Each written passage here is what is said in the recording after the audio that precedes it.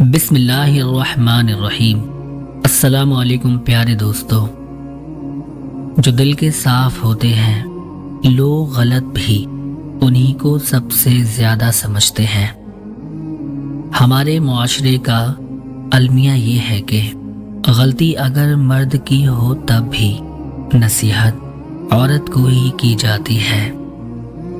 لمحے بھر کی غلط فہمی بھی اتنی زہریلی ہوتی ہے کہ وہ ساتھ گزارے ہزاروں سنہری پلوں کو ایک لمحے میں ہی بھلا دیتی ہے۔ شام زندگی کی ہو یا دکھوں کی آخرکار ڈھل ہی جاتی ہے۔ انسان کا ماضی چاہے کتنا ہی گناہوں سے بھرا ہوا ہو، اس کا مستقبل ابھی بالکل پاک ہے۔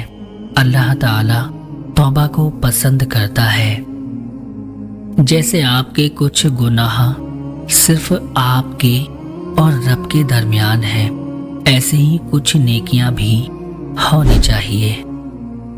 انسان دو چیزوں سے ہمیشہ ہارتا ہے، وقت اور پیار۔ وقت کسی کا نہیں ہوتا اور پیار ہر کسی سے نہیں ہوتا۔ آپ دنیا کے خوش نصیب ترین انسان ہیں اگر آپ کی زندگی میں ایسا شخص موجود ہے جس میں یہ 7 عادتیں موجود ہیں۔ نمبر 1، جو شخص ہمیشہ چیزوں کو مثبت رویے کے ساتھ حل کرتا ہے بجائے شور مچانے کے۔ نمبر 2، جو شخص غم میں بھی مسکراتا ہو۔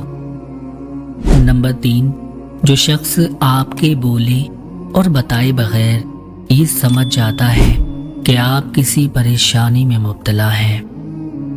نمبر 5، جو شخص آپ کی ناراضگی کبھی برداشت نہ کر سکے۔ نمبر 6، جو رشتے کو بچانے کے لیے آپ کی چھوٹی چھوٹی غلطیوں کو معاف کر دے اور خود کو بھی چینج کر لے۔ نمبر 7، جو شخص آپ کو ہمیشہ پہلی ترجیح دے۔ ایسا شخص چاہے دوست ہو یا لائف پارٹنر، اس کی ہمیشہ قدر کرو۔ ہاں اور نہیں ایسے مختصر اور مکمل الفاظ ہیں جنہیں ادا کرنے سے پہلے زیادہ سوچا جاتا ہے۔